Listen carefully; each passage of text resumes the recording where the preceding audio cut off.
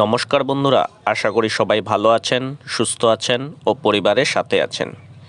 বৃদ্ধ, বিধবা ও প্রতিবন্ধীদের জন্য ভালো খবর। আপনাদের জন্য একটি আপডেট রয়েছে।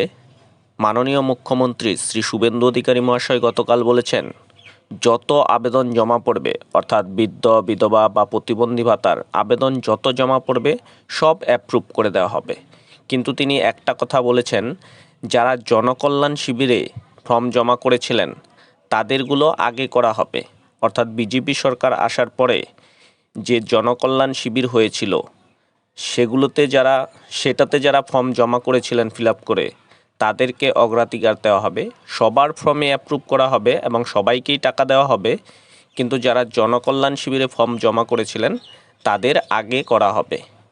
তাই আপনারা যারা আগের সরকারের আমলে বৃদ্ধ, বিধবা, প্রতিবন্ধী বা যে কোনো ভাতার আবেদন করেছিলেন কিন্তু আপনাদের ফর্ম এন্ট্রি হয়নি, আপনি অনলাইনে স্ট্যাটাস চেক করতে গেলে আপনাদের কিছু দেখাচ্ছে না, নট ফাউন্ড দেখাচ্ছে, তাহলে আপনাদের অনুরোধ করব আপনারা আবার ফর্ম জমা করে দিন।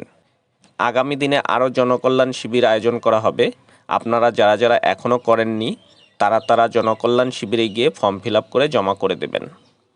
আর আগস্ট মাস থেকে আপনাদের যে 1500 টাকা করে দেওয়ার কথা ছিল সেটি আপনাদের সেপ্টেম্বর মাস থেকে দেওয়া হবে, কারণ আগস্ট মাসে সবার 1000 করে ঢুকছে।